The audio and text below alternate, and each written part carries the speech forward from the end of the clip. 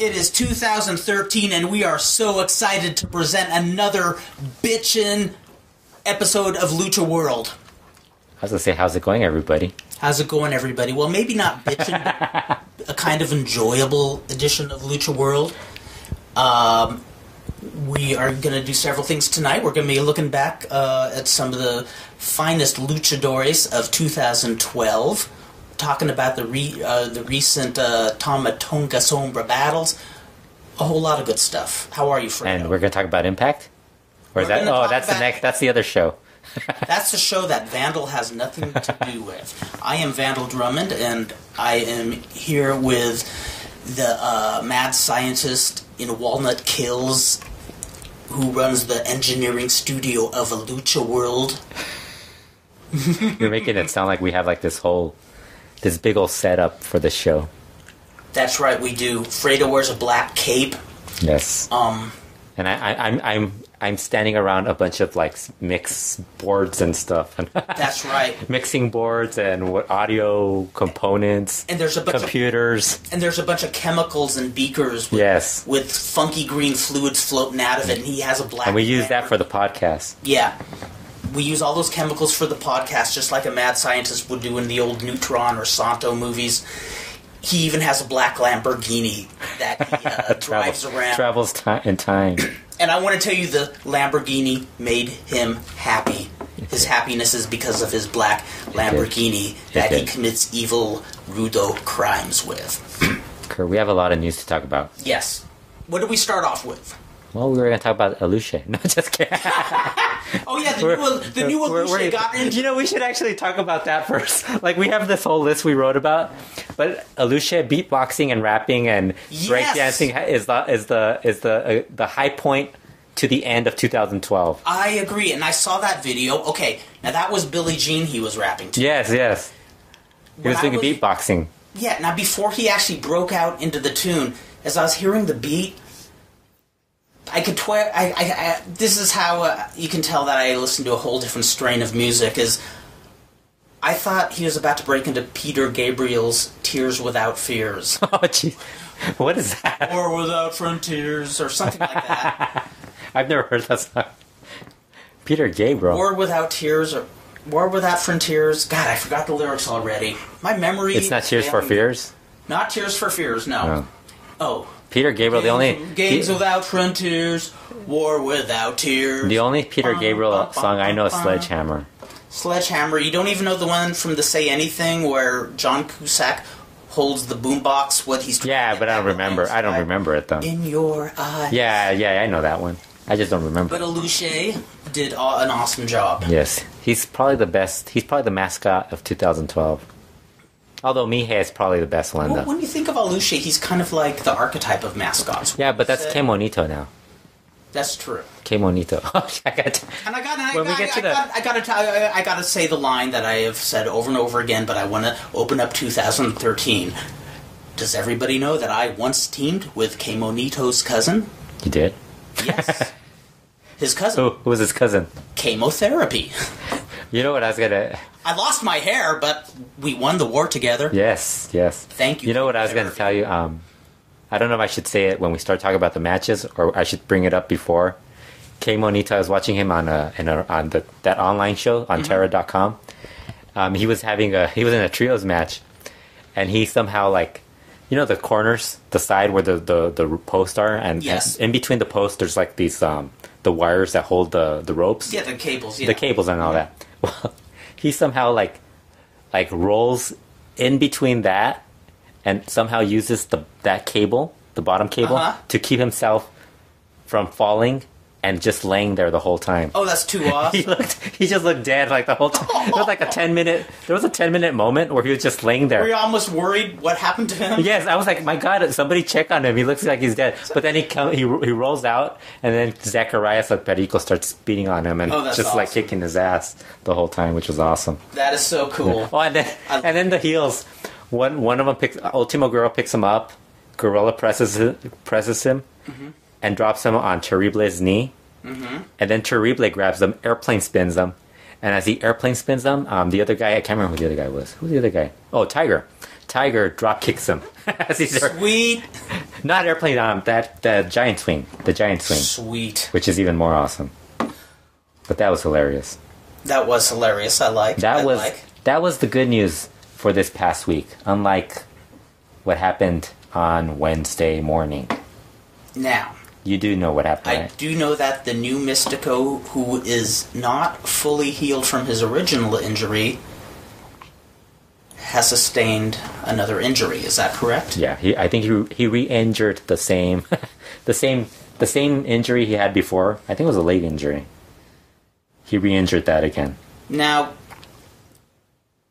is it the situation where he came back too early from his... He was cleared to return on Tuesday, so he wrestled that Tuesday night, and then he wrestled the Wednesday morning. And right away injured it. Yeah. I mean, it could have been a freak accident, but I mean... it could have been. Here's a question. What was his left shoulder injury? So it's a total separate injury. It's not like his original injury was aggravated. No, it was the shoulder. But if you watch the Puebla, the injury, you thought he broke everything. Because his leg, like if you watch the replay, the Tercera Caída crew have shown the video. He it. I'm surprised it was just the shoulder because his leg looked like it snapped. Oh, man. But it was the shoulder. Well, now, my question is, before he was the new Mistico, was he injury prone? Yeah. Oh, so he had I think he had a couple of injuries during his early run. Because my first thought was, is he just feeling pushed too hard? Well, see, the problem, there's that because he's Mistico, and the other thing is that he has this mentality where he thinks he has to take more risks than the original. Right. Because the original really, if you look at what he did compared to some of the other guys who do a lot of Mascara Dorada, Titan, Aerostar, the original Mistico, the second Mistico, the other one, the famous Mistico was didn't do that many risks like those guys. I mean, he would do something, but it wasn't anywhere near that dangerous. I mean, Sombra does like some crazy shit. Oh, now. Totally. Well, but it's like it's like riskier moves. I don't think is what's going to define his character. I think a lot of people would know that too. I think he just wants to be different from the other one. Right. Yeah, and that's his way. That's his way of being different. Way of doing it. Yeah. So he's hurt again. So now all of a sudden the New Japan CMLL triple shot in Japan is in jeopardy that he might not be able to make it. Although apparently he might still be able to go because it's a shoulder injury. He could still wave to the fans, sign autographs. That's true. But now he might be out of that. And now, that pretty much Rush is golden in Japan, right? Yeah, Isn't he? Yeah, he's really he's big time. Okay. He's considered a good worker by the guys in the promotion. In Japan? In Japan. The New Japan people like him. Now, they like him. Now, do you like to call him Rush or Rush? I call him Latino. Okay. His old gimmick. I call him Rush. I just call him Rush. Rush. But you could call him Rouge, Rush, whatever. Okay, as long as you don't call him Limbaugh, I'm fine like that. Yeah. You call him Limbaugh too, no, just kidding. No, that would be, Rush the wrestler, rules, the main Rush focus, the radio commentator, blows. The focal guy, if you see the poster, the focal guy for that tour is the Mistico, the new Mistico. He's the main focus. And the way it's booked, it's basically him. It's odd that they're focusing it on him as his tenure has been just kind of static. I mean, I know, seriously. But the thing is, the August when he debuted, it drew well. But then, ever since that point, it's every single... I think he got hurt right after that, didn't he? He missed a couple of weeks or something. Came back, and then he got hurt again. Because he did that dive and he hurt himself. Yeah, I remember seeing that. Of the timeline. Yeah, and then he's had 2 or 3 injuries. And it's this guy's not... Poor guy. Yeah, it's he's just jinxed or something. Yeah. Maybe it's the mask or something, the gimmick. Or maybe because look at Sin Cara. He's not doing any. When he was doing the gimmick, he was getting hurt all the time too. Remember, he was always he had shoulder injuries. Well, and wasn't part of that wasn't he? He was overworked. Yeah, that's what I was gonna say. He was wrestling these insane schedules, trying to make as much money as he possibly could. To open up a gym. So, I guess since we brought up Rush, one of the initial subjects we're going to go over is what wrestlers have totally blown our minds in 2012. Who are our favorites? I thought we already talked about Aluche. Well, yeah. Well, Lucha was basically he stands it. out. He stands out. And Mije was like the standout. Him taking the German suplex from Diamante Azul. Did you see that? No, I did not see him that. Him and Volador Jr. holding him, and Diamante Azul grabbing them and giving them that scary German suplex was like the highlight. He's great. He's my favorite. He's your favorite. Yes, okay, he's not my favorite. So is that your number one pick yes, for 2012? Yes, he's my number one pick. Okay. If I was starting a promotion, my number one pick would be Mije. Okay. And my number two pick would be Zacarias El Perico. My number one pick, when I get the bid, is Que Monito. And then Conan. How did you know? How do you read my mind? That's not fair. You need someone to book. Oh, man. We are living in a police state when Fredo Esparza can read my mind. No, for best wrestler of 2000, there was a lot of good wrestlers. I mean, a lot of good performers this year. I mean, Rush, you mentioned. Rush has become, I would honestly say Rush and Sombra are my two favorite luchadores of, as it stands. In all of everything? Yeah. Even more than Conan? Hey. Oh, Conan's not wrestling, right? Conan's not wrestling. Conan's not wrestling anymore. You want Conan to kick my ass, don't you? Yes. Just yeah, I know you do. Maybe he can catch you, which I doubt. No, but yeah, them two, they're great. Terrible was outstanding this past year, 2012. Tejano Jr. was great too. Macias, I mean, there were some. If he wasn't injured a lot of times, and like sometimes there's no focus on him, he was great too whenever he was around. Who else? LA Park was great. From a storyline standpoint, LA Park is like head and shoulders above everybody else. And LA Park... He doesn't have to wrestle. He could do a promo and he's good. Yeah, and that's actually something where I want to step in real quick and say, when I'm talking about my favorite luchadores, I have watched a lot of CMLL and almost no AAA. Which is embarrassing. Which is totally embarrassing. I'm appalled. You are... When you're I'm appalled. Disgusted. I'm delighted. I am delighted. I think next week will be next podcast. It'll be the Dr. Lucha taking over, and he'll tell me I haven't watched any AAA. Well, CMLL is all over TV on my cable network, and I keep saying this, but I do have to fit in some time to check out some AAA. Yeah, but despite some booking. I am a huge CML fan. I just think Titan was really good. I think Felino was always good. Yeah, he wasn't that good. Negro Costas was awesome. He's always awesome. Yeah. I like Felino. I don't like Felino. I hate him though. No, I actually think it's great. I think it's great that Ultimo Guerrero created this whole... He just makes me laugh at the whole thing where he mimics him doing his celebration. And it's true. He does it all the time. He does it every time. It's like, oh God. I'm glad other people are noticing that he does it all the time. But Felino, he's good, but he's always around. So it's like, you kind of... I get what you're saying. The Pesta Negra thing is kind of a comedy group. And I dug their last match. The last week on Terra.com, I saw them. And it was a comedy match. The fans loved it. But it's like, when you watch so much wrestling... And you kind of same. Yeah, you kind of get tired of it. Yeah. Well, so I guess that's why I'm partial to it. And see, because you haven't seen a lot of Felino this past year. Yeah. And I remember when he dropped his mask, I thought, okay, that's it.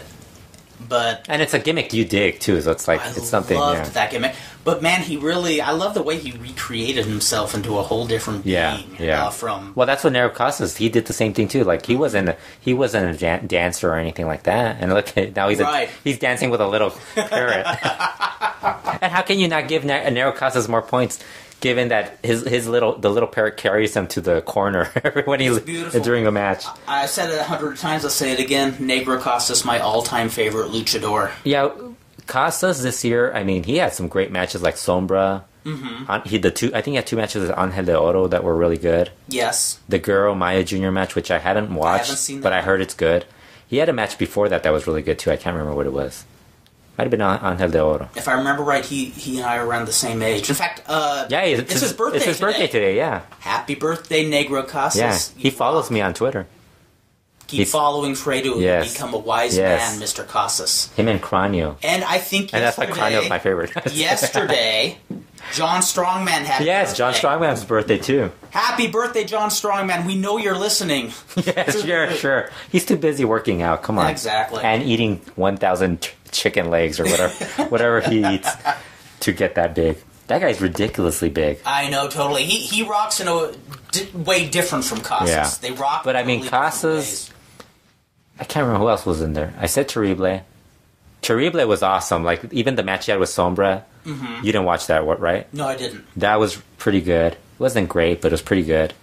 He had the great match with Rush. Mm-hmm. And the tag team he had with Rush, which was pretty great because Rush was being such a great Rudo when they did that. They were teaming in that tournament that they do at the beginning of the year. That's the bad thing about doing year-end reviews. You always remember what happened the last 4 months, and you forget everything that happened before that. Or you remember everything early, but then you forget everything in the middle. Well, you know what we should do? We should take notes from day one to day. See, when I do the LuchaWorld 100, people always ask me, "Are you keeping notes of everything?" I go, "No, I just go back and I actually go through like the data, like the Cubs fans Lucha Blogs database, and I will go through everything." And if there's something I skipped, I'll actually watch it again. That's cool. Which is kind of like the nerd in me right there doing that. So yeah, Rush and Terrible, that was like one of the... Yeah, Ray Cometa was great. Ray Cometa versus Puma King. Which is one I did see. Puma King is another guy who got really good. I really like him a lot. He's a guy who's on the rise. That was the match that we had talked about in a previous episode where... actually seeing the fans' handheld footage was actually more compelling. That match just had so many different spots that you were just like, oh my god, this is really good. Beautifully executed. And I could understand, like, some people would like that match, and then other people would really like the Rush Terrible match. Apples and oranges. Because it's just a great brawl. Mm-hmm. Both matches, I mean, I thought they were both great. I did too. I enjoyed both of them. them. Yeah. And then in the Independents, the Oficiales were the best. Yes. Hands down, those guys were all awesome. It's hard to pick. I mean, some people say Oficial 911 was the best one this past year. But then you remember, I saw Oficial a.k.a. 47. He was great. Fierro, I dig because he has that. He looks like one of those old, like Rico Tovar and Chico Che. You know, the musicians. What's that? Cumbia singers? The cumbias, the old groups in the 70s. I'm going to sound... You don't know what cumbia is? I'm going to sound like such a honky boy right now. Oh my god, how embarrassing. I'm honky boy. White boy shit, like Conan says. You guys don't know anything about... Kurt, you don't watch... Kurt, you don't watch sports. Let's just prove this. Let's get on the tape. Kurt, you don't watch sports, right? Mm-hmm. A lot of the shows I watch, Sons of Anarchy, you don't watch. I don't watch Sons of Anarchy. The Walking Dead, you haven't watched. I think you started watching. And I love zombies. Yes. And I love zombies. So basically, when I say that I could feel what Conan's going through on his podcast, doing it with white people, white boys, I'm going through it every single podcast. Well, and even a lot of the... even the slam and stands. Well, listen, I listen to Rafaga, but again...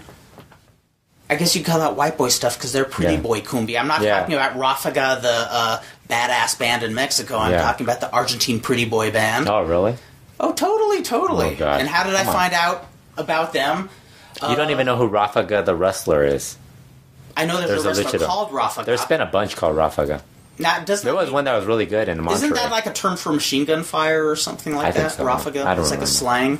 I don't remember. Well, I discovered the group Rafaga by watching a movie. The podcast, the white part of me, the American part of me takes over. I know, totally, I don't remember. Totally. I don't remember anything. But to show how I'm straying from Mexico to Argentina, it's an Argentine band, Rafaga. Uh-huh.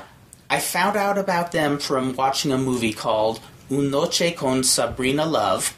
Uh-huh. And I was watching that movie because it had a cameo by an Argentine singer named Charlie Garcia.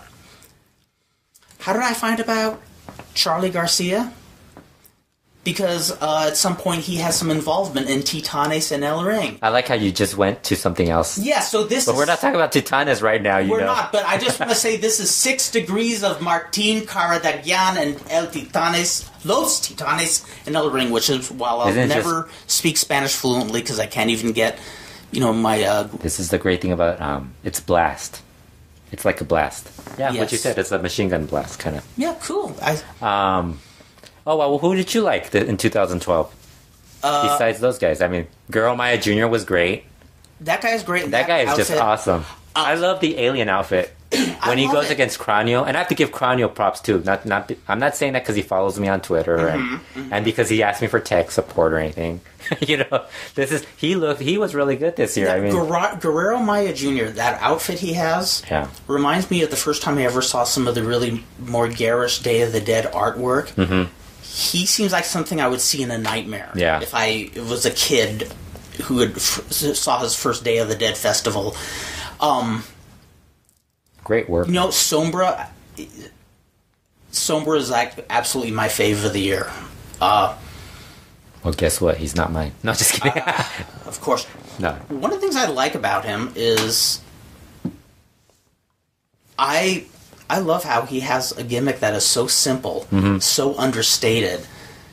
And he could have his tights, his mask could be even more understated. They could be plain, and somehow he exudes a charisma all his own. Yeah. He has just an aura all his own.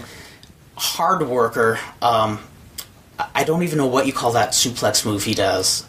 Oh, I don't remember.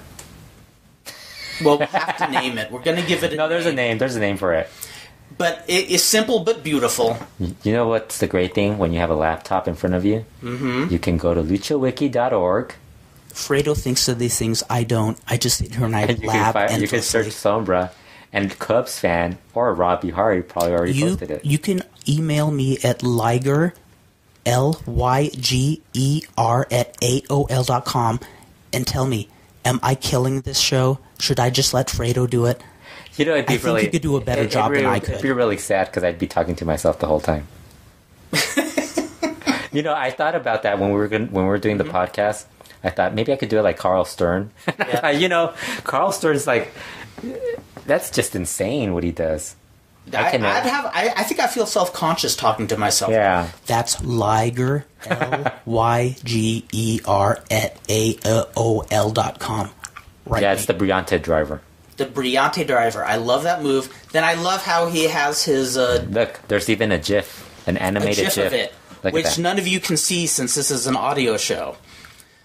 They know what it is. People listening to the show know who Sombra is. They probably But they can't see the GIF. They can go on LuchaWiki. Come on. We're watching a can of Jif peanut butter on the screen. Sombra has turned into... He grabs Mr. Aguila and he just crushes him. That's right. Look at that. Mr. Aguila was great too. He had cool face paint and everything. Yeah, he did. It's so funny, Mr. Aguila. You could tell when he's not going to work well because his hair he doesn't spike his hair. No way. That's like a telling point? Yes. Oh, that's great. I love it. It's kind of like you can tell if he's depressed or not. Yeah, I think he's probably battling depression. Mr. Aguila is sad today. Okay, Sombra, the other thing I love how he has that real technical wrestling finish, the Briante driver. Then I love how he has that flashy the double black flip where he misses once. I hate that. I love that You know why I hate it? Because he always misses it. He always misses the second moonsault. He always misses it. It's such a cool move. Yeah, I know, it looks cool, but it's got to be the other guy has to do it, move at the right time. Actually. Because he did it to somebody and it looked really bad. I think he did Tamatonga and it didn't look that good. Mm-hmm. Was it him? Yeah. Because he did it to... I think it was somebody else I saw and the guy moved perfectly for it. Yeah. But some of the other guys, they don't move properly. And actually, when you come to think of it, it's a move that shouldn't be done all the time. Yeah, it should be a move. Should be like against certain guys, he could do it or something. Yeah, and also oops, I missed, I got him the second time. But he comes up with a bunch of different spots too, which I really dig. The move, we'll talk about the match he had with Toma Tonga and Tonga Toma. I'm killing the show. You're butchering Toma Tonga's name. I'm butchering everybody tonight. Yeah. No, we're going to ruin the English language on the show. Because our Spanish isn't as bad as the English. My English is terrible. I hope my sister Eleanor doesn't hear this. She is the one who always corrected my grammar growing up, and she would beat the shit out of me if she heard me talking. So back to Tamatonga. Yes. Okay, Tinga Tonga. The move we were raving about, it's like a somersault? Into like a flip, into a landing on his back or something? Yes. Like a backwards plancha? Yeah. Yeah. It's not often I go, wow, but that's just a great move. That was just a beautiful move. Imagine if you didn't hit him. That That would have been sad. Yes. Yeah, but there's so many guys that are really talented in CML and AAA. I mean, Phoenix, Daga, all these guys are really good. The Indies, Flamita was really good in 2012. He's somebody you'll probably see next year. Okay. If you watch AAA, you would have already seen him in a really good match. That Fusion show, if you find tvcdeportes.net, well, it's TVC Deportes Net on YouTube. If you look it up, you'll find the show Fusion, AAA Fusion.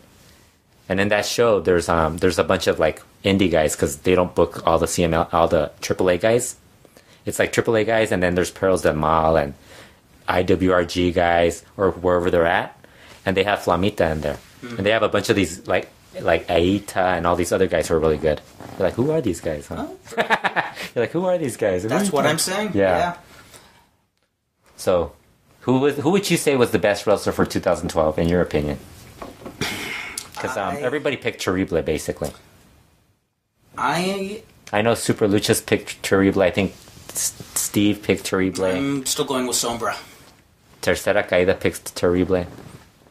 I think I lean towards Sombra, but I can see why other people would say Terrible. Yeah. But I kind of lean towards Sombra just because the guy had some great matches. It was a great year for him. It was If you care about like the world title and all this like fancy stuff, then he's the guy. Terrible is the guy. But then Sombra had some great matches. The Negro Casas match, you haven't seen that from Puebla? No, I have not. The only reason we saw that is because Cubs fan figured out how to cop really? Yeah, off the internet or something. catch strings and shit. Sombra is just such a diverse wrestler. There's a lot of when I turn on a lot of lucha, and again, this isn't me watching enough of it, is I see a lot of guys breaking into a lot of the same spots, a lot of common lucha spots. And there's something about Sombra where it looks like his mind's always working to do something new. Different, yeah. And I love the way he's another guy who's accepted big time in New Japan too. Really? Yeah, cool. he's been a guy who I mean, they still have him job and well, yeah, they job them all out. But the fact that they want him, I mean, Namahagwe. I gotta mention Namahagwe too. He was really good. The Japanese guy. He was probably the best foreigner in 2012 in Mexico. And he was great. Say Tamatonga was probably second. Yeah. I don't like AAA right now. I'm blanking. Right. Well, Macias is probably technically the best foreigner. Yeah, because Jeff Jarrett sucks ass. So, he did. You know who was really good in that? It wasn't Jeff Jarrett. It was Karen. Karen is outstanding. That's what I've been hearing. Karen is outstanding. I mean. I've watched less TNA than I've watched anything, and I hear people raving about. She's not on TNA. She's been in AAA though. But I mean, everything she's done in how long? I always hear rave reviews about her. Yeah, she was great and then speaking of women, Marcella was great in CMLL. Yes. Fabi Apache and Mary Apache were really good too. I love the Apaches. I dig that kick that they do. You should do that. They lift their leg up all the way to the really high, and then they just hit the person in the top of the head. Like a yes, it's awesome. You should add that to your offense. Lucky Pierre has something to offer in 2013. Other than biting and butchering great wrestlers' names. Yes. I apologize to Tamatonga. Oh, you said it right. I must. Yes. Now we got to find new names. You got to start adding new names. Tanahashi. You could say Tanahashi. Yeah. Tanahashi? Yeah. Tonga, I dig. He's one of those foreigners who seems to fit right in. Like, he doesn't totally go... He doesn't totally do a really nice style. guy. He seems like a really nice guy, too. Like, he's the guy who, I think... That's the thing I've noticed, like, the guys who make it in Mexico, they're a little more easier going. Like, I've noticed Marco Corleone. Marco Corleone was like that, strong man. They're easygoing. They're not, like, as high-strung on... you guys should... come up with a trios championship match where I got a great angle for us. I got a great angle. This worked in America. It'll work here, man. They seem to be more realistic about you stuff. could learn from me, man. Yeah. No, I think diplomacy and an open mind go a long ways. Well, because he doesn't wrestle a lucha style, but man, he fits in, and he seems to understand the psychology of lucha. Well, I mean, I saw some of his stuff in Japan. He wasn't that impressive in Japan. Really? Well, it's not. I think because he works undercard, so it's like. Undercard, it's not that, you kind of tend to skip that stuff, or you forget about that stuff. Whereas in Mexico, he was like in the main event, and he was like, he screwed up one spot at one point, and he was called out for it, and he promised never to do it again. But he did really well the rest of the time. He's really good. I like him. So we should start talking about the matches. Yes, let's do that because the recent matches we've seen. Which do you want me to start with Tejano versus Macias? Yes, because you don't watch. I did not see it, so I take it away, Fredo. I liked it. It wasn't as good as Terrible, Rush. Wasn't as good as Rey Cometa versus Puma King. I think it would have been better if they didn't do so much of that bullshit, other gimmicky stuff. Because they had it. Those two guys can work. I mean, I think that's the one thing you get out of it is that Tejano. That's when you see Tejano working that match, you're like, that's what CMLL lost. Because that's the one point where you're like, okay, he's a main event guy. Yes. On his own. And it was really good. But I mean, it wasn't as good as the other stuff, and it wasn't as good as those other two matches I mentioned. And not as good as some of the other stuff that AAA can pull out. But this, because they basically had Samurai Del Sol Octagon Jr. Yes. As Macias's second. Macias? It works. And then Tejano had Silver King as his second. So basically it was a lot of interference by Silver King throughout the match. And it kind of... It puts a buzzkill on it. Yeah, but I mean, it worked because they wanted to have blood. They wanted to do a little bit more. I guess they wanted to have Macias have to, like, defy all odds to keep the belt. Right. And he loses it with a power bomb. Tejano wins with a power bomb. It was actually 2 power bombs. He hit him once, and then he got him a second time and got the win. Cool. But still, it's like you kind of want a clean kind of match. Because then they've done it. They've had it done where you get to do all these like chairs and all this stuff, but it could be just them two guys doing the stuff. You know, like LA Park and Macias did that. I know, because I know that lucha is changing, and that's just the way it goes. But one of the things I miss about old school lucha is the rudos would be total rudos. I gotta all admit, the time, except when there was a title match. Yes, and they still wrestled dirty during maybe a Puestas match, but you'd get clean finishes. This match would have been great if it was. It would have been at the level of Rush versus Terrible, because Macias is really good, and Tejano Jr. I mean, he's up there with Terrible. But the problem, it's like you add all this gimmick stuff, like the guy knocking down the ref, the ref getting distracted, and it's fine. But I mean, that's it makes it feel like what you saw on TV last week rather than. I'm just glad. I will say that it was good, in that it didn't have all that other stuff that they could have done more stuff. Because it's AAA, they could have done a little more where they would have had somebody else interfere. Yes. They would have had somebody run in. So I think I was satisfied with that. I would say it was good, but it wasn't at the top of the list. Okay. I'll put it up there, but it's not my top match. I haven't come up with my top match. Now, I'd have to do some really hard thinking to think of what I saw throughout the year, but I want to say that... the Vandal Drummond versus... versus nobody. The tournament, the recent tournament. Yeah, we were going to talk about the tournaments. Let's talk about that because that was awesome. The Copa Juniors. The Copa Junior. Now you saw the initial elimination match. Yeah, the initial one was Sombra winning. That was good. It had the bigger names on it, like Mascara Dorada, like the guys you like. Oh my god, these guys are good. And the second one had I think it was Super Porky was in there. Shocker. Super Porky, Maximo. Shocker. I think Shocker was in that, right? Yeah, Shocker was Shocker, I was amazed at how good he looked. And there were like Tamatongo. I mean, before that, I was like, he's all right. But in one of these Torneos Cibernéticos, you don't really expect much from the foreigner. And he turned out to be really good. Well, that other match was all right, but... So you're saying the first elimination match first elimination match was all right. It was good, but it was more of a spot, kind of like just a spot. Go through the moves. Yeah. Wins. It was good. I'm not saying it was bad or anything. Now, see, where I picked up was when I saw the final between Ultimo Guerrero and Sombra. Was that the same show?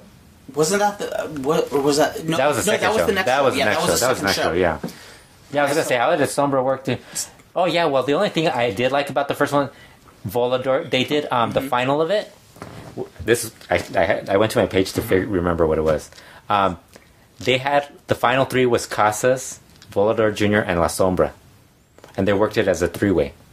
Where they would outkick every... Like, they would trip everybody up and like, try to eliminate the other and help the other one out. Mm-hmm. And that was... I mean, the end of it was really good. But, I mean, the rest of it was like, yeah, these guys had all the bigger names, but it wasn't... But the second elimination match... was really good. So, and the people in there, like you said, Super Porky, Maximo, Shocker, Guerrero Maya Jr., Tomatonga. Guerrero Maya Jr. When I heard who was in it, I said, Guerrero Maya Jr. is going to have to carry this match. That's right, yeah. Because I was like, there's nobody else on this.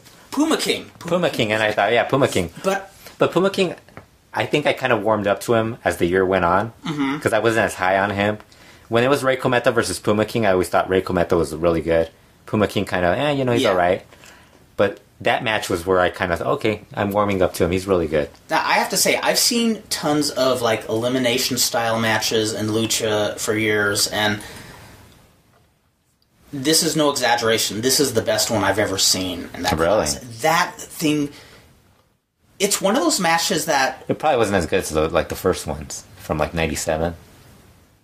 That one was really good. The one with Shocker, but that was because the announcers... I probably didn't... I'm thinking... You probably didn't see it, huh? I'm thinking back further, like late 80s, early 90s. I don't think they did that in the late... Not that same kind of thing, but whenever there was some sort of tournament or battle royale... Yeah. It was just a throwaway. It was... Whenever there was anything funky like that. But this moved beautifully. I thought when it started it was just going to be one big clusterfuck. And you see the names like Porky, you're like, oh, Porky's going to get eliminated right away. If he stays in there, we're pretty much screwed. But he stayed in there. He was pretty good. The whole match was good. It was paced beautifully. This one, everybody should go out of their way to see. I'm looking for the list because I remember. It happened. It was in December. I'm all talking really quiet. Don't hear me, guys. Okay, this is the part where we're going to put some advertising. We're going to place advertising in here. Yeah, Felino was in that too, wasn't he? Yes, he was. Yeah, that's why I thought about it, because I thought Super Porky's in it, Maximo's in it, Shocker's in it, Felino's in it, and I thought comedy.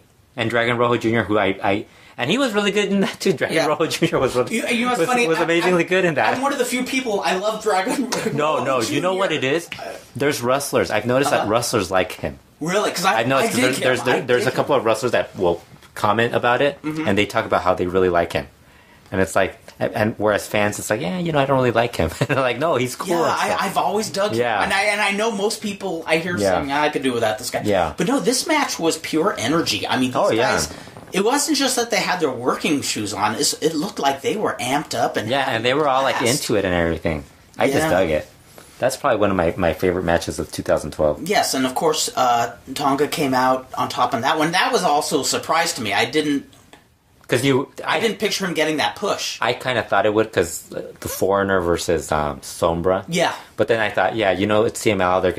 They're gonna let Tama win, so everybody was upset because it's the little brother complex where New Japan's the big brother, and everything they do, you have to please them. Right. So you end up having Tama ends up winning or whatever. Gotcha. But that didn't happen, which led to It was really good, and that was the final match between Tama and Sombra was a really, really awesome match. Yeah.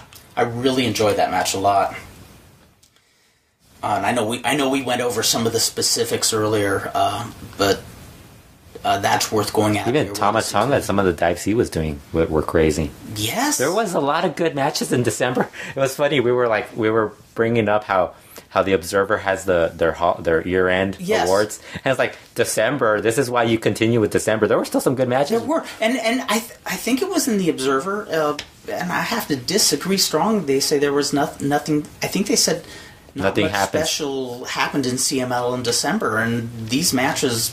You want to know how many good matches there were, and I know a lot of people would say, "Oh, well, those matches weren't as good as some of the other stuff." But still, you have to watch those to consider them as possible good matches. Yeah, there was a tag match between Raziel and Cancerbero versus Stuka and Fuego.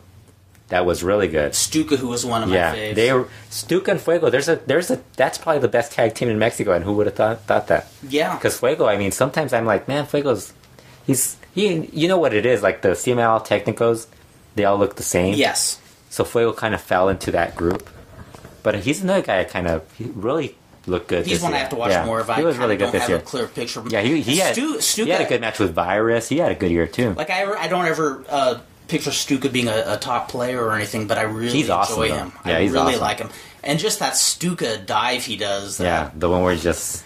Yeah, I mean, just when I hear the description of how unfortunately, nobody can see what I just did. That's right. This is what depresses me about this.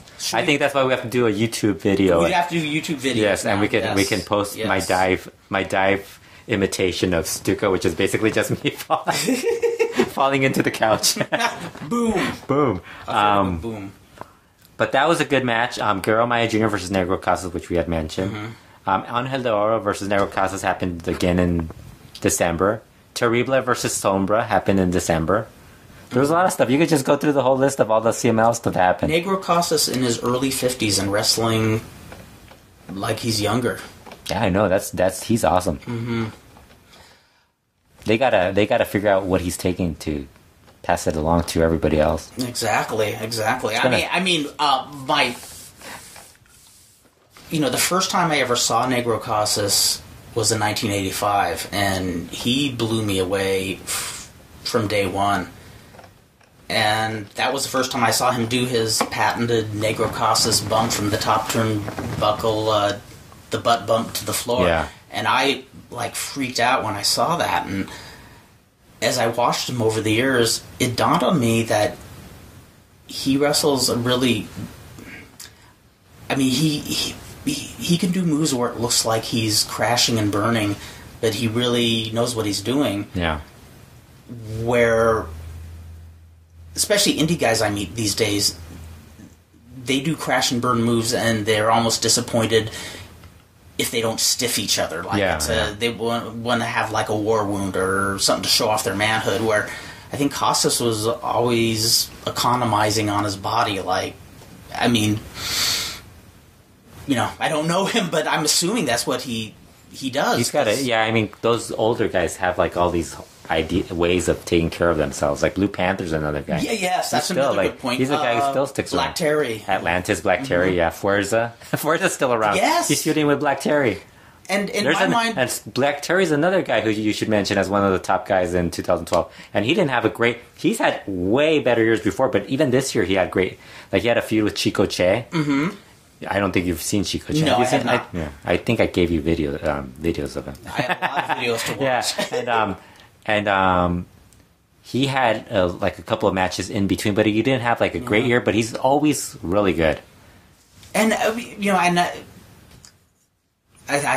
that's something that you can learn from the older wrestlers. They could make it look technical. They could make it look brutal. Don't learn from Hijo Santo. That's right. Yeah, don't learn politics. Don't learn to be politics. Yes. Don't learn to burn bridges Santo. Fuerza, Pirata, all those guys could fly. They could, technically wrestle. They could do what they need to do to get over. And you're going to get injuries still when you're doing everything right. And it's man. I hope that legacy remains. Yeah. Speaking of legacies, you gotta check what I was gonna. Okay, what was that? When we were doing the Slam and Stand podcast, for the first time ever, we had some breaking news in the middle of the podcast. Very sad breaking news. It's never good news, I know, totally. It's always sad. We never get any good news. It's always somebody... Yeah, and in this case, one guy that both you and I really liked a lot, Emilio Charles Jr. He was my Facebook friend. He was your Facebook friend, yes. Was he your Facebook friend? No, he wasn't. He's still my Facebook friend. He will be forever, I do believe. Forever. It becomes what was that? In memoriam? That's right, a memorial page. Yes. Apparently a really nice guy, too, I've heard. That's what I've heard, too. Yeah. And what... The uglier, the friendlier. Isn't that the more rudo, the friendlier? Yeah. Isn't that the... we gotta work on that. It'd be a good bumper sticker or a good T-shirt. Yeah, it would be one of those. I started watching him in '89 and totally dug him right away. I mean, I dug him in the same class of Rudos like Pirata Morgan and Negro Casas. I think he went through a Technico run, but I always remember him as a Rudo. Yeah, like in the 90s, wasn't it? Yes, but a good technical Rudo. I mean, very. It's weird because I watch. Well-rounded. That's where I fall apart from watching so much wrestling. I can't remember a lot of the stuff. But if you tell me about it, I'm like, oh yeah, I remember. I know. That. Yeah, it's like. Or I remember stuff from years ago better than I do that's now. That's why when people start asking me, you remember this person? I'm like, yeah, you do realize I have watched like thousands of shows over the years. It's like there's only so much I can remember. Yeah, exactly. Yeah, it's like. Well, one thing you have to refresh my memory, and I'll be like, oh yeah, I remember that. One of the memories that sticks out is when he put over Atlantis at the Arena Mexico show, the anniversary show, which was probably the biggest in history, where Cien Caras dropped his match to Rayo, which was a really good match. But that was the match where Atlantis won one of the titles from Emilio. Yeah, and I'll never forget people who... I remember seeing Emilio when he was with Tony Arce and who was it? Tony Arce and Volcano. Yeah, I was like one of the most underrated. That's when I first saw them. I first saw them in '87 or '88, and I didn't see. Might have been earlier. I didn't see them till they became Los Destructores with Rocco Valente. Yeah, but Emilio Charles, I remember his match with Atlantis, and I remember.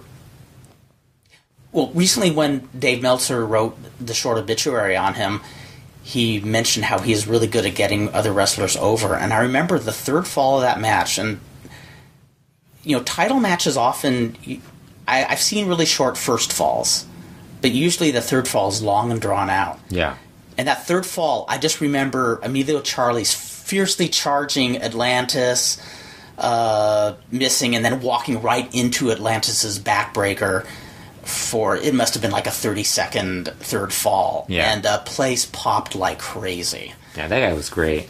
He did a lot of. I mean, the feuds he would have like with Silver King and guys like that over the years. He was just like. In fact, I watched that match on YouTube earlier. It was the 1996 hair versus hair. Well, I mean, if you think about it, it was basically Dandy, Negro Casas, and Emilio Charles Jr., who were basically the workhorses for CMLL when they were going through that period of time when everything was falling apart. Yes. They were like the workhorses. They were the three constant guys. Very true. Because you had Satanico left for a while. Yes. A lot of the guys who were supposedly like the main guys, they would come and go. And these guys were always like the three guys who were always there.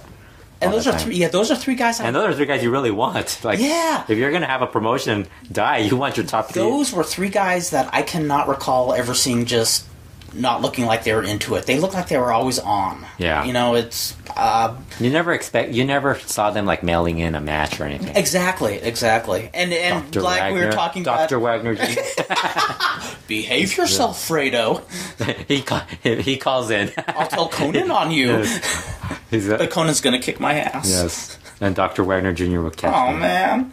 We're going to have to... You're going to have to get some protection for this. Can't we have Bull Nakano kick my ass instead?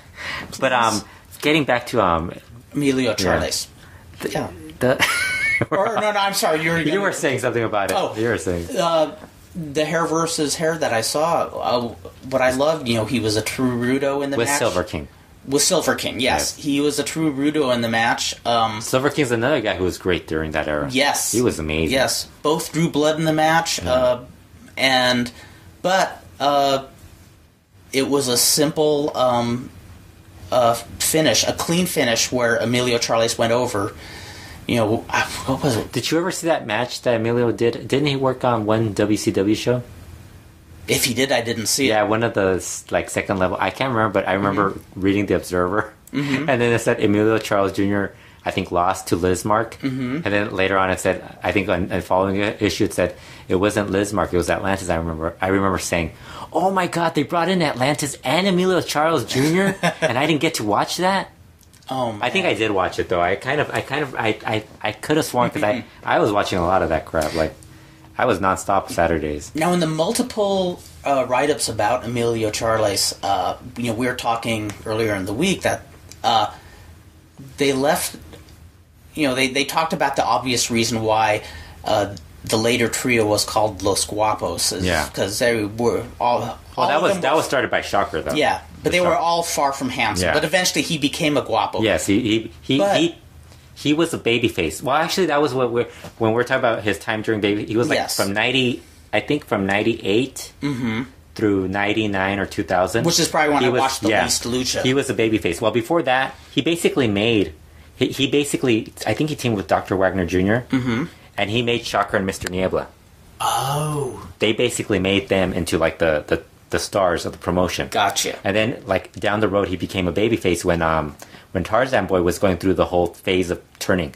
So for 6 months, he was his tag partner in trios matches. They would always team up, and the other guy would get upset, like Casas or Santo or somebody would get upset, and Emilio was the one that would tell him, "Come on, why are you turning, or why are you doing this?" And then when Tarzan Boy turned, a few months later, that's when Emilio turned and went to the Guapos, and then Shocker turned babyface. And the part that you noted that nobody really touched on is they say that he was dubbed El Rey de Beautiful because he was ugly, but that's not quite the story. Please, you must tell us. Yeah, they posted a video. I think it was Crew Demon, a guy who does a podcast in Mexico. He posted a video of why. I think it was him or it was the guys from the Gladiators, one of those two sites. They posted where they asked him, "Why do they call you El Rey de Beautiful?"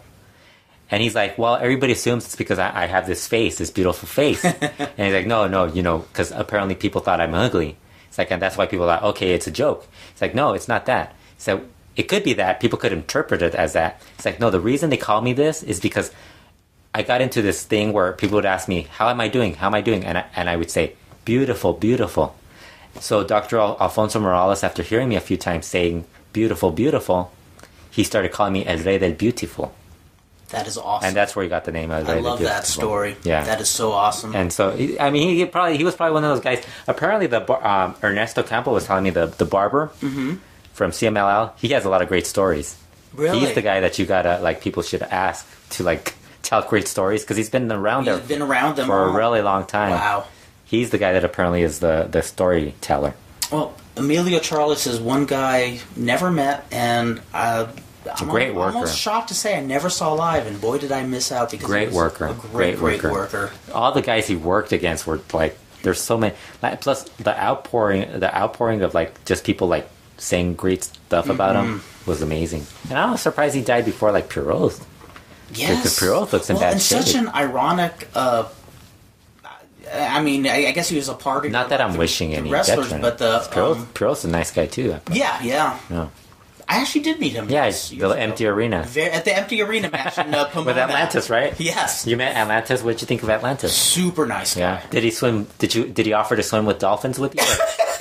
No? Oh my God! You didn't get to swim with dolphins. All I know is I took a picture of him and he smiled and said, "That'll be $25, please." He did, and then he slapped me on the back. Then he took off his mask and I said, "Oh my God! Why are you covering that face? That guy." Yeah. And what did you say?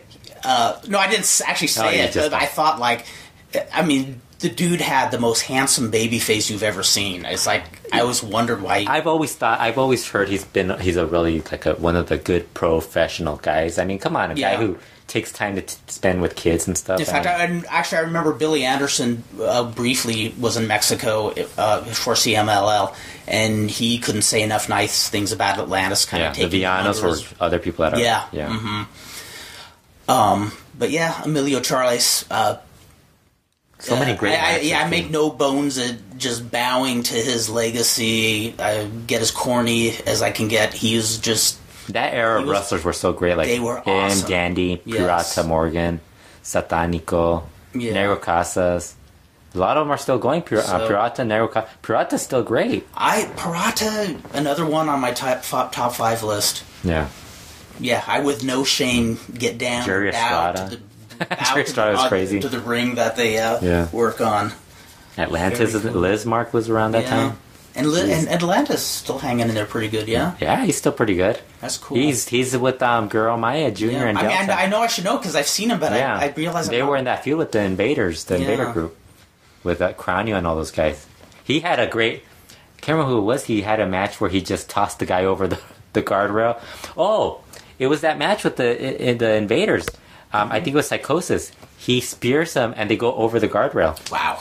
The guy, and then he climbs the top rope and does his plancha off the top rope to the outside.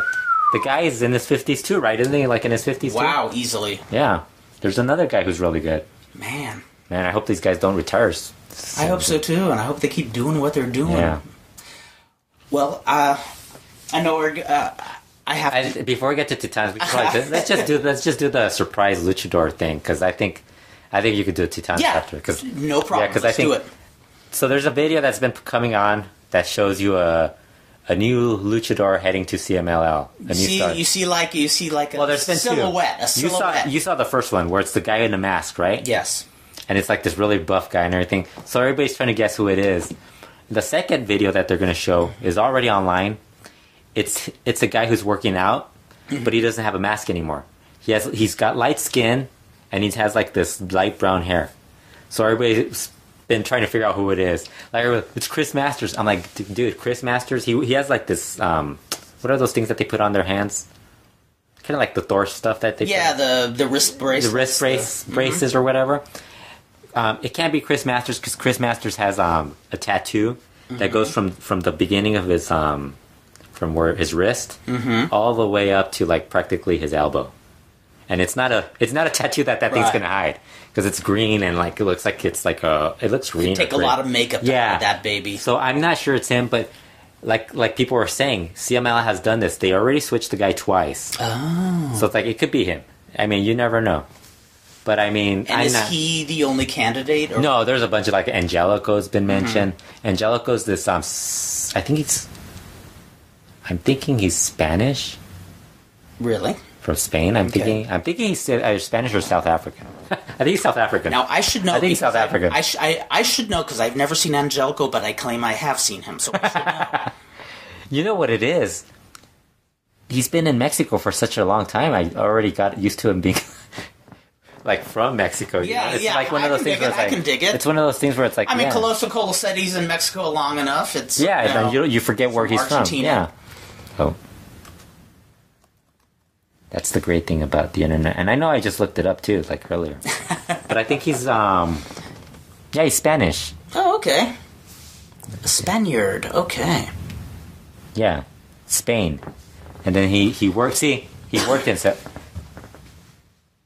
he is Spanish and South African. He was in both places. I guess he lives in both places. He's a jet setter. Yes, I'm guessing his family must be like from military or something. Possibly. Yeah, and apparently people thought it was him, but he's too skinny to. Unless it's Mike Lozansky, who's born into a money family, who can jet set around. And people, like I said, all I know is it's the only thing I was told. Oh, he is from South Africa, Johannesburg, South Africa. He was born in South Africa, but I guess he spent time in Spain. We need to get Jose Fernandez to investigate this. Everybody thinks. Jose, are you listening? Everybody thought it was him. Jose should know. And then somebody actually thought it was Bautista. And I go, really? Yes. Somebody in Mexico thought it was Bautista. Like, he's like, I just want to mention that that's funny. It's not Bautista. And I'm like, dude, why would you even think it was Bautista? I go, that guy probably makes more money in one day just not wrestling than he would in Mexico. I don't know who it is, actually, but... And is there a debut date set like they did with like the new Mistico and that kind of thing? It might be during the time when everybody's gone to Japan. Because I mean, who's going to wrestle those shows? Just like a bunch of shows. Have him debut. It's probably somebody who's already there. It could be somebody that's already there, and they just put him in the new mask and stuff. They did that with Titan and Triton. Titan and Triton, where Titan was Palacio Negro and Triton was yeah, but in this case, that'd be kind of a buzzkill. Metatron or something? I think it'd be kind of a buzzkill in this case. Doesn't matter. It's going to be a buzzkill anyways. People online don't care, They like to complain about stuff. Yeah. I like to mark out for stuff. The older I am, the more I like to mark out. I hope it's I I hope his debut includes him going through like a wall and tripping it over. Oh, that'd be bitch. Yes, like Shockmaster. Yes. I dig that. They should have run with it. They should have had Shockmaster be like a Chris Farley character who always falls off of things. They should bring him back like every single that would be awesome. Raw on this edition of Raw. And all of a sudden, welcome to Raw. I screwed up again. Get a pie in the face for no reason. Okay, so the Titanes en el Ring anecdote that I want to say. Now, I'm trying to remember. We were talking about when we do LuchaWorld and the occasions we do Slam and Stand that I would have a Titanes. Yeah, you were going to say something like you were going to have you're going to talk about a wrestler or something I enjoyed on Titanes. Yeah, you're going to talk about some wrestler. I can't remember if I said I was going to do that on LuchaWorld or Slam and Stand. Doesn't matter. You're never going to do it in Slam and Stand because we barely do Slam and Stand. You basically you guys start rambling on about movies and books and all this other stuff. And then you ask me if I've ever seen like some 1930s movie. Yes, yes. And I do intend to bring a pile of DVDs of obscure flicks, and you and I are going to have a marathon, and I'm going to educate you to the ways of wacky. I can only imagine. You must watch Skidoo with Jackie Gleason. Yes. Okay, my Titanes en el Ring anecdote for this episode. About a week ago, I was enjoying some Sapporos and getting a little giddy, and I was on Facebook, and I was IMing people, and one of the people I IM'd was Paulina Cardignan, and I remembered an episode of Titanes en el Ring where, at the conclusion of the show, Martine had won a hair versus hair match, and his barely conscious opponent was sitting in the barber's chair, all shaven, hair, beard, mustache shaven. And this aired here in LA in 1973, so that was... Can you remember this stuff? My goodness. It's scary how much I remember from back then. I was such a wrestling nerd. I can't remember, like, the whole... we were talking about Emilio Charles Jr. I can't even remember, like, half the stuff that I'm trying to remember. Oh, I can't remember what I was doing earlier today, but I can remember what I watched on TV 40 years ago. I could tell you every episode of Mid-South Wrestling when I watched it as a kid. But, like, if you ask me, like, something that I watched on video or something... Isn't that bizarre? Like, our childhood memories are cemented in there beautifully. Yes. They're so pliable. I think the match probably took place in 72. I don't know quite how long it took for all the tapes to... Which I think were bootlegs. But Martine has a little baby girl, who I assume is Paulina, and he sets her on top of the defeated wrestler's head, grinning away. And so I emailed her, or IM'd her and said, "Do you know anything about that?" And I think she said, "No, never heard of that." I'm saying, "Well, I think that was you." And this particular wrestler, I only saw that one time. It was a trippy thing where it was the main event, and they introduced some guy as El Gigante de something, and it's a guy who looks like an even taller version of Colosso Colosetti. Oh, wow. With beard, the mustache, the very dark hair, but he's dressed like in a really nice sweater, dress pants. And he gets in there, me knowing no Spanish, all I knew was here's this giant wrestling Martine Cardignan in his dress clothes. And he just charges Martine and is beating him down like he's a monster and beating him into oblivion. And me and my friends and I were all watching it going, "Oh my gosh, he's destroying him. This is insane. We've never seen Martine get destroyed like this." Yeah, and of course Martine slowly comes up and lays his patented El Cortito on the guy again and again, and he paced this stuff beautifully. He just didn't get up and... Yeah, it took him a while. It wasn't a Hulk Hogan thing where he just became energized. Well, I mean, he wasn't as big as Hulk Hogan. Exactly, but his magic... It wouldn't be believable, come on. Exactly. He slowly came back and slowly finally destroyed the guy. And besides, the back rakes never affected Hulk Hogan either. That's true, Remember yes. That. Yes. That we know of.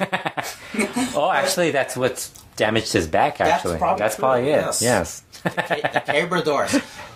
Well, it's funny. I thought about that every now and then, but I never heard that wrestler referred to again. And I'm on the Quadrilatero Catch page on Facebook, which, if there is anybody out there who is interested in Argentina wrestling, that is the greatest person to friend.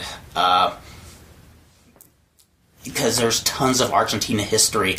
And I was blown away to see a new photo was added, and there standing tall was El Gigante de Barba.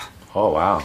And I just stared at him for a minute going, oh my gosh, that's the guy I saw on TV like 40 years ago, who I've never heard of again. And now my curiosity is piqued, and I want to learn more about this guy. I saw a reference on another page who said he wrestled under several other gimmicks, one as El Yeti. Well, probably all the big gimmicks. Yeah, exactly. Yeah. Well, but the funny thing is, when I looked at the Titanes in El Ring encyclopedia, that didn't seem to gel with what it was. They didn't. Is he in there? The Yeti's in there. But he's not. But he, the reason it sounds so sketchy and mishmash is because I just discovered this right before I came over. Great. See, you didn't plan ahead. Yeah, but I was so blown away. I had to bring it up. I think you were distracted by Lucha beatboxing. You were just amazed that he had that talent. I was. You're like, man, this kid has mad skills. Mesmerized. Yes. I was mesmerized. Not as much as when I see Princesa Blanca wrestle, but I was mesmerized. Isn't she awesome? Yes, I love Princesa Blanca. Another high spot. Yeah, she was another highlight.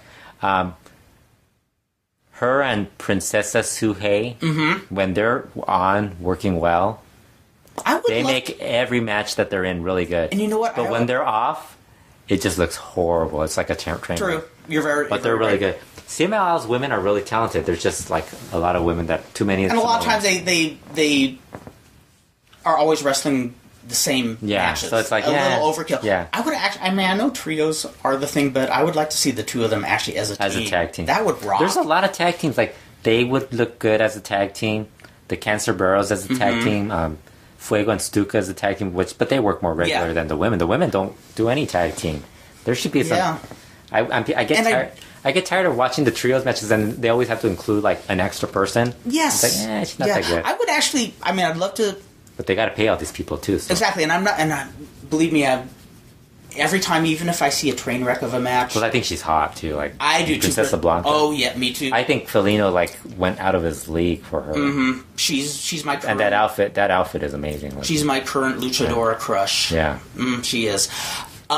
See, we don't just like the skinny women. No, curvaceous.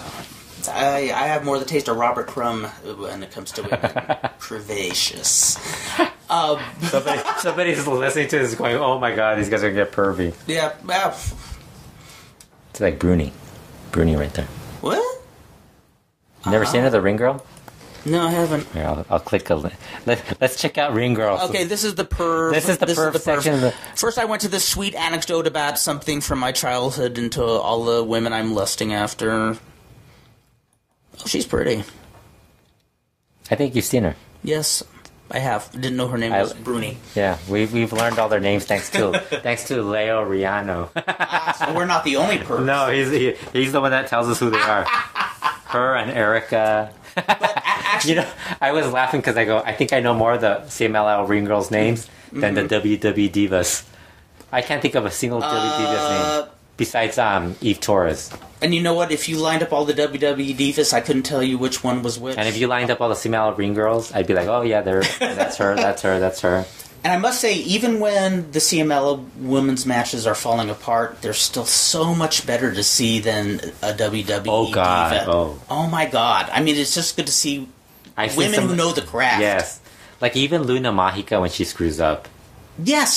She screws up. And there's something appealing about her, too. I mean, she's weak as a wrestler, but... Yeah, she looks like a little spark plug type of... Yes, exactly. She'd be like that. Oh, but she misses so badly that it's hard for her to take her like that seriously. She should almost try to do less moves in the ring. Cause she's a main eventer in Japan.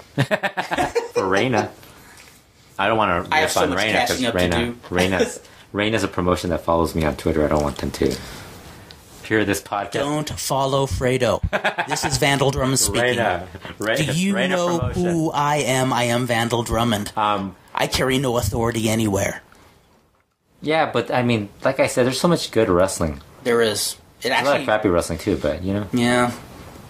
But I know there's a lot of places where attendances aren't big, but there's some quality work. Oh, well, that was the big thing at the end of the year. They were all talking about what's wrong with Lucha Libre. Because of attendance. And I said, well, you know, they're running in the same place. It's typical of any other territory. Mm-hmm. People just don't go to every show. They're picking the show that they want to go to. Yes. But some of the shows are really empty. Yeah. Plus, I think the problem is that the booking is also disorganized. Each promotion has their own problem for attendance. Mm-hmm. Like AAA, like if Conan says because they're going to the same place, mm-hmm. I would agree. They don't go to like Monterey and all these other places as often. Like they don't have their big show in Monterey. It's always like they go work for Monterey, but it's not the. Because I hear so many people kind of pointing to CML as being the one that has the attendance problem, but they're not the only one, are they? No, they're all having attendance problem. IWRG doesn't draw well. Yeah. And there's some good stuff too. They're really good too, but I mean, the only time they draw is when they have the AAA talent there, and that's why everybody suggests that they should all work together. Oh, I should tell you, Hijo Santo does this article. I think it's monthly. I'm guessing it's monthly for this one magazine or website. I think it's Jaro or Record. Can't remember which one. And he did this. Since everybody's talking about what's wrong with Lucha, mm-hmm. he goes on this rant where he splits it into falls. The first fall, like him complaining about everybody. The second fall is him complaining about more. Mm-hmm. And then the third fall is the solution. So first of all, he rips on CMLL, he rips on AAA, he rips on on them using women and in matches, mixed matches mm-hmm. with men and everything. Then he rips on certain people in charge of the promotions. Then he rips on. He didn't say it. He didn't say the guys, mm-hmm. but he kind of intentionally ripped on Negro Casas and Felino. I kind of took it as that, like him ripping on them. Then he was ripping on like Cibernetico and all these other guys that weren't. He ripped on Conan. He ripped on Conan because Conan goes on Twitter and starts sending him tweets like calling him all this like frog face and all this stuff. And so he rips on them, and then his solution at the end. What is his solution? We should all work together.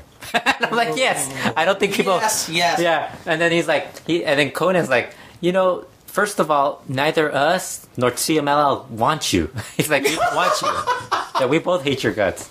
And if that's the only thing, that would be the only thing that would like probably unite AAA and CMLL. Mm-hmm. That they hate Hijo Santo enough. Right, exactly. That would be the big, like if Hijo Santo was like the powerhouse or something. They say, let's fight fire. Let's fight him. Let's fight him. You know. And I would love to see Santo back in CMLL. Oh yes, I would, but he's he burned that bridge. Yeah, he burned terribly. that bridge. I have heard, and I do have to say, when UWA and EMLL were the two powerhouses, I was actually stunned that they would share talent as smoothly as they did. Yeah. I'm sure it wasn't without its bumps, but that's the only time in history I've heard of promotions in any way working together. What I hear I've heard since I can remember. You know, if promoters just worked together. Like indie promotions, we always hear that. We always hear it. Every time we hear that. And it's attempted, and it never works. And it always ends horribly. Like right before PWG started, remember? We would hear the rumor. Yes. Because I think PWG started MPW was before that, then mm-hmm. PWG. And like there was a period, like about a year period, where there was nothing really going on. And I remember everybody was running shows. And I would hear people say, why doesn't Jesse and this other and Ron Rivera and Bart and all these other people that are local promoters, why don't they all join up and XPW? Why don't they all join up and work shit together? And it's like, no, they don't, because they all have different ideas. They don't want to do the same thing that the other person wants to do. Exactly. This is Rocky was always thrown in also. Right, exactly. Yeah, because we were at that show. Yes. I think you probably heard people would even become heated, saying there's no excuse why they can't work together. Yeah, they get all upset. They've got to stop backstabbing each other. I'm like, guys, it's been tried so many times and it never works. Yeah. Don't even attempt it. And at the bigger level, it doesn't work either. Oh, the bigger level, the one I remember that was the most disastrous was when in San Francisco, when Roy Shire worked with Don Owen, and in Portland. It just... Yeah, because they were arguing over, like Moondog Mayne and guys like that, right? Stuff like that, and the quality of Shire shows just went to hell. Shire went out of business very shortly after. Oh, wow. But, yeah, there's been a number of times where people... Yeah, but then, like, the people who think it'll work, they look at Japan. I go, yeah, but how is the Japan situation no different than what's happening in Mexico? It's actually worse. Yes. Because a lot of those promotions are based off TV. Noah hasn't been the same since they lost their TV. The smaller promotions, they do better without the other promotions. And it's more of a... I think there's more of a willingness to share talent now. But when they have done, like, promotion versus promotion... The other promotion was always weaker. The other promotion needed that. Like when New Japan worked with UWF, it was because UWF was going through financial problems that they worked with New Japan. Wasn't that the reason? There was something going on. That's what it is. And well, same thing when All Japan when they work with New Japan. Same thing when a promotion buys out a promotion, and most historic one was when WWE bought WCW. And they could have easily did this great angle where they have a war together, and they sort of did it, but they didn't want the big names because they knew they were going to get egos. And then when they had that ECW and then there's that. war, then there's that all the egos of the wrestlers that would get yeah, involved. exactly. It just does not work. And you were at that one. Talk about the lowest level of this ever happening. Yeah. When Revolution Pro was still around. Remember that one incredibly strange wrestling show? Yeah. Don't say who told you, but... Yeah, there's a referee came in and he was representing another indie promotion saying, I'd like to work together with you guys. And I'm going, exactly. One, it's Eric Caden and Johnny running the show, but what do you want to do? He says, well, we do the incredibly strange show and... we'll have matches with our guys wrestling each other. We'll do our thing, you do your thing. And I'm going, this is incredibly strange wrestling. If we asked one of your guys to dress up as a giant penis, would you do it? And he's like, no, we do our thing. I'm saying, that's not incredibly strange wrestling. We want you to be a two-headed chicken that, And you know what's great about it is that you could always find a wrestler who will do it. Yes. But on his own. It's not the promotion. It's on his own. Because look at in Japan, you get Minoru Suzuki showing up to like wrestle like the most, like DDT. He'll show up like for a promotion like that. Right. Or like the whole thing with Stalker Ichikawa. Mm-hmm. They bring in these guys from other promotions to work with him. But they're guys that you're thinking, they're not going to want to wrestle this guy seriously. Right. And they love it. They love doing that stuff. But they don't want to have the whole promotion because then the whole promotion... If it's a whole promotion, they're like, we can't have this happen because this guy's going to look bad and all this stuff. And it's like, oh, forget this. Exactly. Yeah. Do your own thing if you're promoting. Yeah. And, yeah. If you're down. We can do a whole show on this. Yeah, we should do it just on hour the 2, level. hour 3. Yes. All of a sudden, we're going like 3 hours long. In fact, how long have we gone? Oh my God, we've gone like 2 we've hours. We're going quite a while. We're at 90 minutes, I think. We're not at 90 minutes. 1 hour and 18 minutes, and leave some room for the music. Okay, we're leaving room for the music. Well, for those of you who've endured the entire episode, thank you so much for It's not that long. listening. That's cool. There's a lot of podcasts that go longer than this. Oh. This is like a lightning match for podcast Relampago. This is LuchaWorld Relampago podcast. That should have been the name of the podcast. Yes, I love it. I think we're there. That's what it's going to be renamed. It's going to be. Oh, let's make this a totally bitch in 2000. But you know what we'll do? We'll post links to other podcasts that are like 2 hours, 3 hours long, and then ours is like 90 minutes. So it'll make us look organized. Yes, it'll be like, oh, look at this guy's a short podcast. Well, let's do our best to make this a totally bitch in 2013. Thank you for joining us, ladies and gentlemen. Take it easy.